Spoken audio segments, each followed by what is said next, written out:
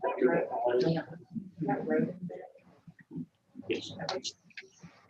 it was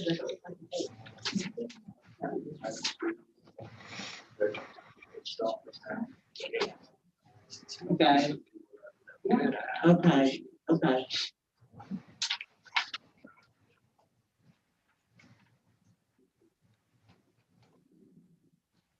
I'm good. Okay.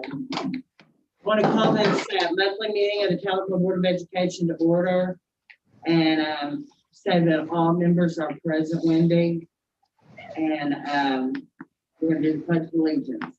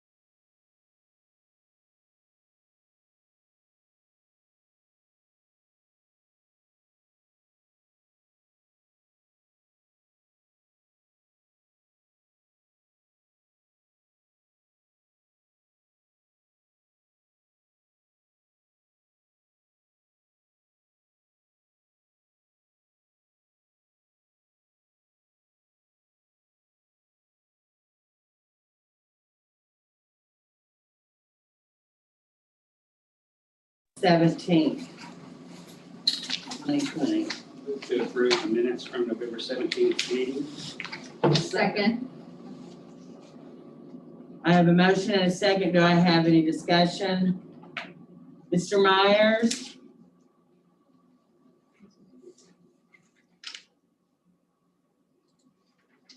Ms. Walker? Aye. Mr. Shepherd? Aye. Ms. Nemo? Aye. Mr. Myers? Aye. And I.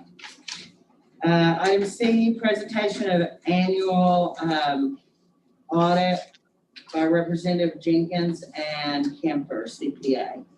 I'm Jeff Jenkins, so I'll go ahead and take this seat, let's all holler. First of all, I understand that you guys just received the audit report. Do you have any questions initially before I jump in?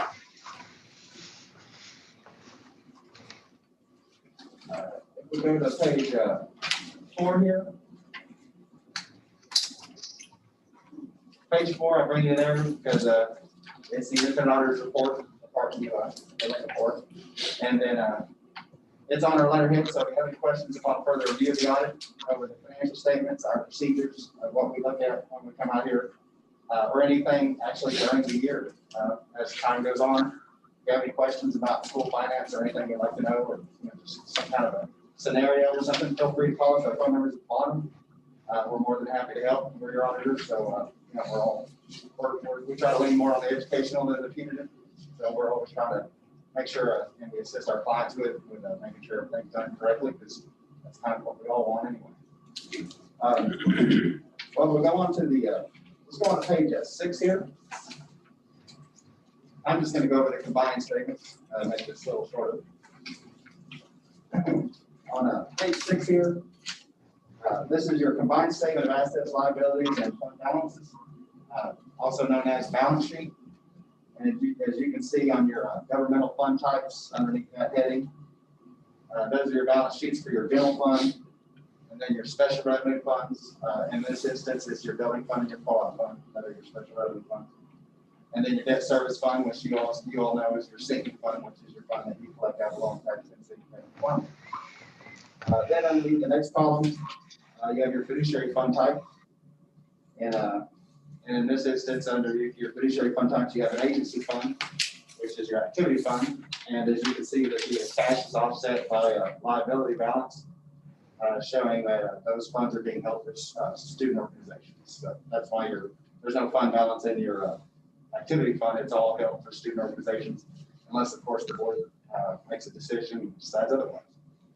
We go on next to the next column under the account group, general long-term debt.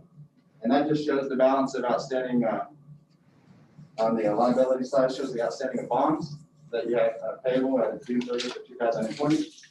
And then also your capital leases that you guys have outstanding.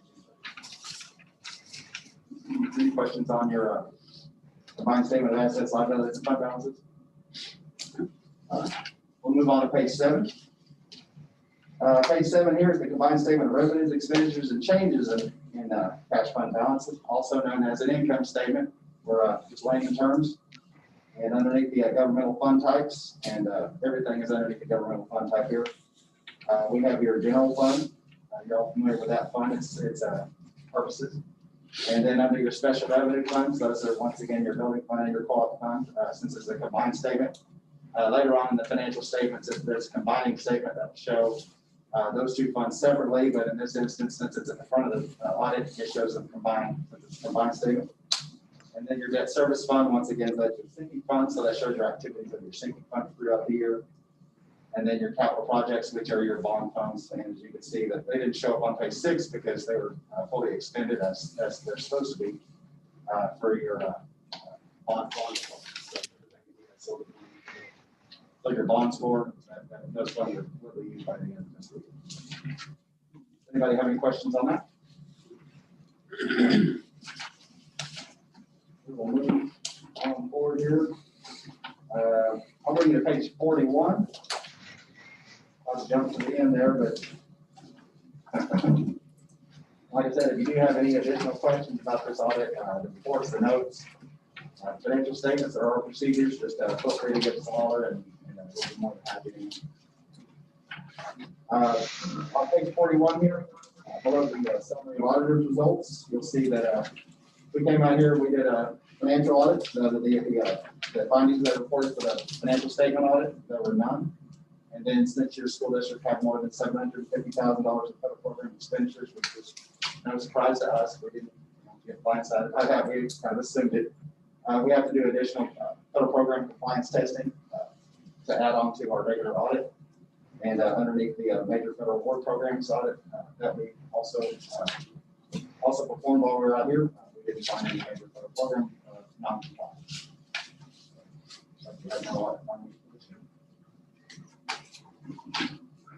Did you do the audit last year? Yes.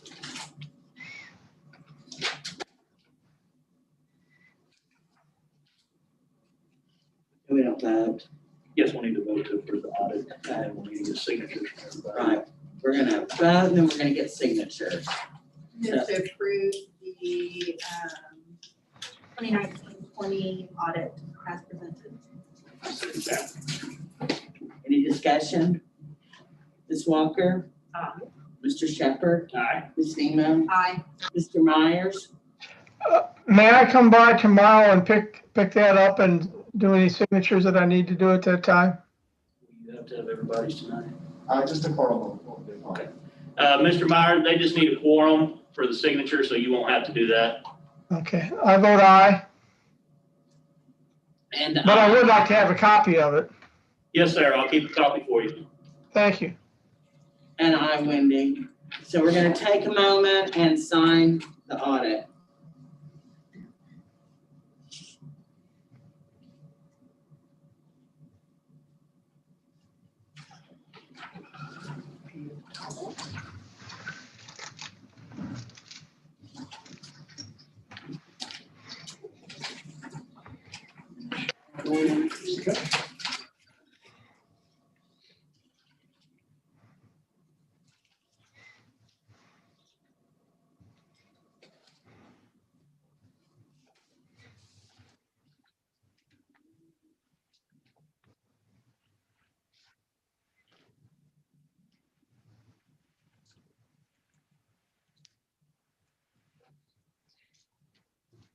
And Mr. Jones. Notarized. Appreciate you coming. Thank you. Appreciate it. Thank you. Thank you very much. Discussion and vote to approve or not approve the monthly financial reports, activity accounts, and utility miscellaneous reports. And Leon is gonna give that report tonight. Diane and Dana, both out, so. First part of the financials on page 1, cash balance for the general fund, $3,922,839. The building fund, $300,462. In the co-op, still running negative as we normally do till the end of the year, $40,466. Bond funds, sinking fund, $178,210. Cash total on hand, $4,361,044.95. Collections, general fund, $2,176,435.11. Page 4. On page 5, collections for the building fund of $1,486.44. No collections in co-op and bond. On page 8, sinking funds, we have $6,883.49. Collections year to date, that makes $19,154,602. Expenditures, payroll, $2,344,986.60. Year to date, $9.7 million. That activity funds, page 19. Cash on hand, $636,240. CDs, $256,305, for a total of $819,546.72 the activity fund. That's a condensed version of the financials for you, since Diane can't be with us here tonight. Any questions on any of those? Okay. Move on to the child nutrition. We had 14 service days during the month of November for child nutrition. We served 12,232 free breakfasts, 19,420 free lunches, 4,708 free supper meals. We do continue to provide curbside at Cherokee, deliver to Fox and Garden Walk daily, whether we're in person or virtual. Even if we are virtual, we still do those, even if we are in person. We did unfortunately have to postpone the Thanksgiving meal this year, but we were able to do that on December the 9th for the students. Obviously, we weren't able to have parents in the building, which that's always a big day, but hopefully, fingers crossed, next year we can be back to that kind of tradition. Outside of that, our kids will continue to eat free until June 3rd. After that, it may continue, but there's no promises past June 3rd. And that is the monthly financial and the child nutrition.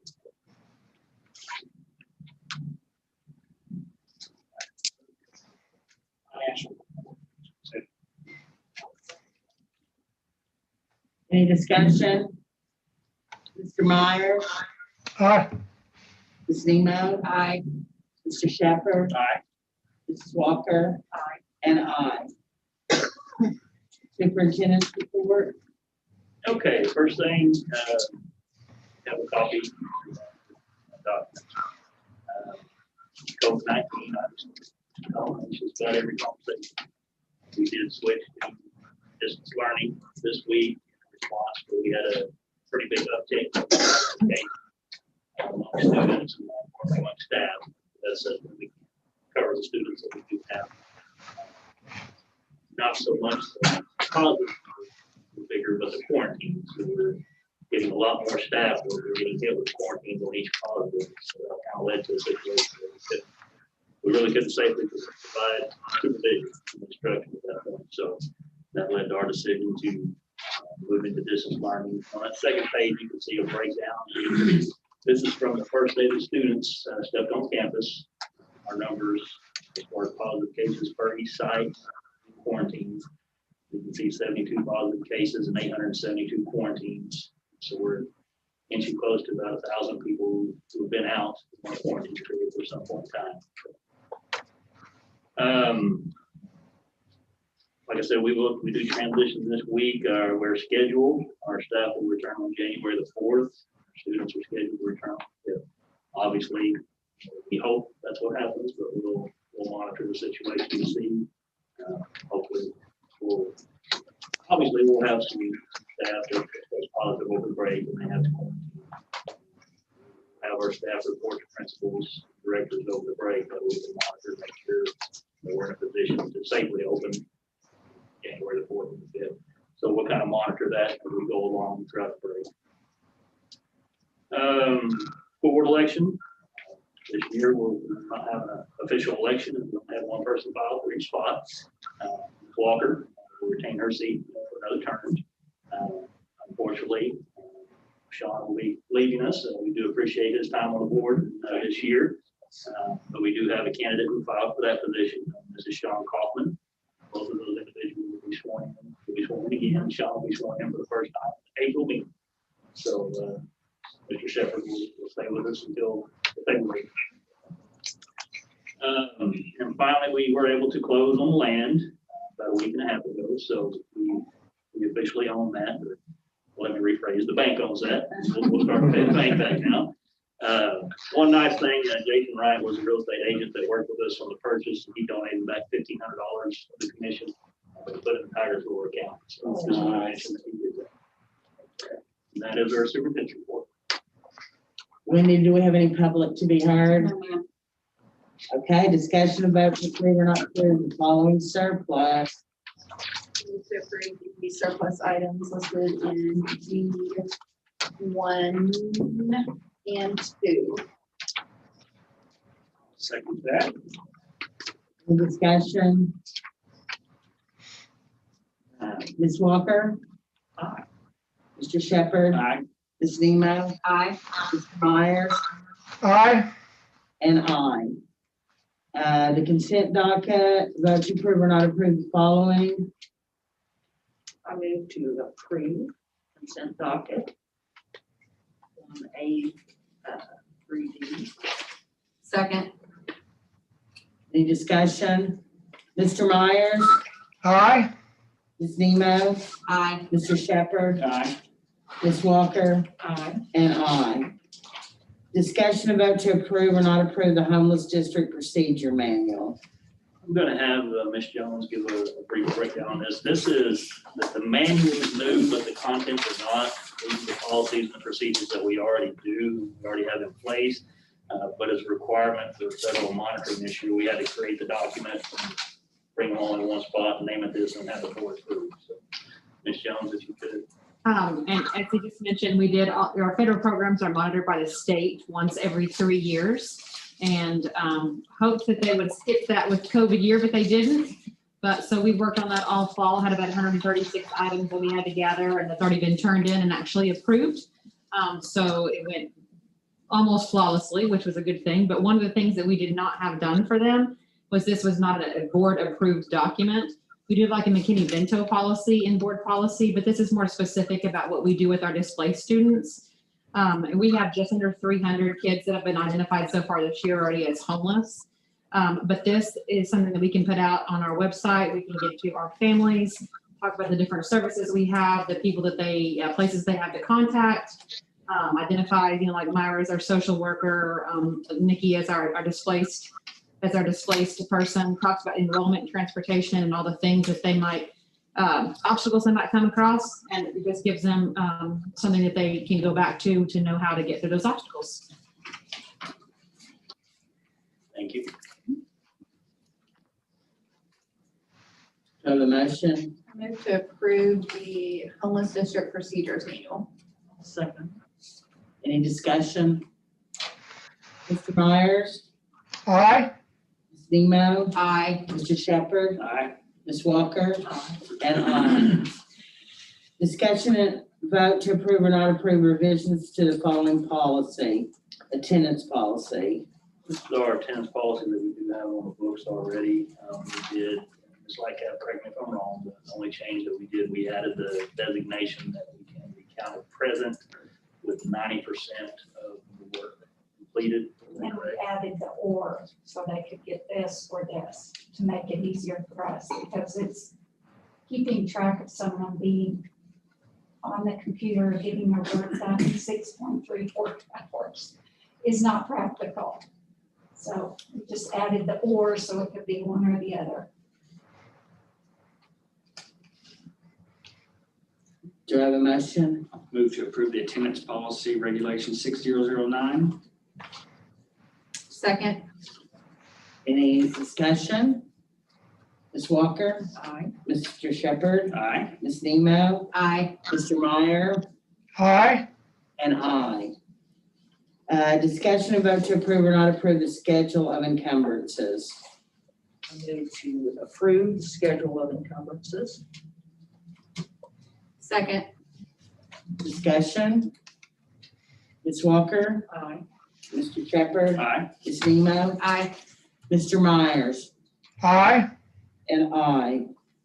Discussion and vote to approve or not approve the transition to distance learning for all pre-K through 12th grade students for the week of December 14th through the 18th. Obviously, we're already into this week, but this is just an official vote, the board authorizing that move. Did teachers go to school today? They did. They didn't go yesterday? No, yesterday with the snow, we let everybody stay home. And obviously, it's not ideal, but The virtual. oversee the virtual learning from home. Okay. Anybody who wanted to come in could, obviously, but we didn't require anybody to. Did it work out okay? As good as things can. Chuck? Yes and no. It's gonna be like everything, there'll be some who had some issues, some who didn't, so it's, and we do have some teachers who, they live far out, so internet may not be great, and so there are more challenges, but I'm confident everybody did as good as they could. I move to approve. Second. Mr. Myers. Any discussion? Okay, Mr. Myers, Aye. voting? Yeah. Okay. Yes. Aye. Mr. Shepherd, Aye. Ms. Walker, Aye. and I. Discussion and vote to approve or not approve amending the 2021 school calendar to reflect 5 additional first semester distant learning days. And this is just the official approval of the calendar. We go back and change it, designate it this week. We weren't in person. And I do want to make just one note. I know we all know this, but, and I saw something on the news about, snow days are gone. There'll never be snow days again for kids. It really is just kind of a victim of circumstance this year, with our late start. We pushed back, we took 2 weeks off the calendar, which cut us down to the bare minimum of what the state requires. So this year, any snow days, if we don't, actually have distance learning on that snow day, we will have to add that many days to our calendar somewhere, whether removing that day from spring break or adding it after graduation. So this year, we're just gonna try to do our best to have a distance day on every snow day. Now, next year, obviously, we go through the calendar with TEA and the board approved all that, but I'm still, it's easier for teachers to be here on a distance day. So I would rather have the flexibility of next year. If it's a snow day, it's a snow day. Kids don't have to do anything, teachers don't have to do it from home. But this year, we just don't really have a lot of choices, so that's kind of why we're doing this year. Makes sense. Move to approve, adding 5 additional first semester distance learning days to the 2021 school calendar. I'll second that. Any discussion? Ms. Walker, Aye. Mr. Shepherd, Aye. Ms. Neiman, Aye. Mr. Myers, Aye. and I. Discussion and vote to approve or not approve Christmas bonus amounts for all full-time and part-time staff.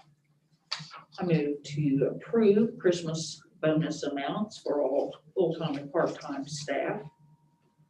Second. And what we're doing on this, all full-time staff will receive $500, and any half-time staff will receive $250 on that. That will be paid on the payroll this Friday. It will be a separate check, but it will come at the same time. We met with TEA on December the 4th, I believe. I do have a document here. We signed at the end. Chuck, before signing. We just met, discussed with the TEA representation. they approved, we approved, and so we're asking the board to approve that tonight. What about administration? Did we give you all of those? All of our administrators get it, I don't. The superintendent contract, legally, I can't be paid outside my contract. So anything that's not listed in that contract, I can't receive. Sorry. That's all right. I'm not worried about everybody else getting it. Could we do it illegally? I would prefer not to. I've heard school jail is okay, but I don't want to find out. COVID's bad in those places. Yeah. Well, on something like that, are taxes and social security taken out of those bonuses? Yes, we still have to keep all lawful withholdings out of it. Well, that makes a You difference. actually get a $500 check, but it's About half. yeah. Any other discussion? Do we have a motion and a second? So Ms. Walker, Aye. Mr. Shepherd, Aye. Ms. Nemo, Aye. Mr. Myers. Aye. I need a motion to take us into executive session. I move to enter executive session I'll second. for superintendent evaluation. Right. Any discussion? Ms. Walker, Aye. Mr. Shepherd, Aye.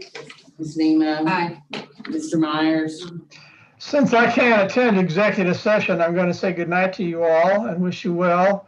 And I have relayed my my wishes and my thoughts on to a couple of you different ones on the board, so you have that. And so I vote aye. Okay, and we're gonna go into executive session. We're gonna stay in here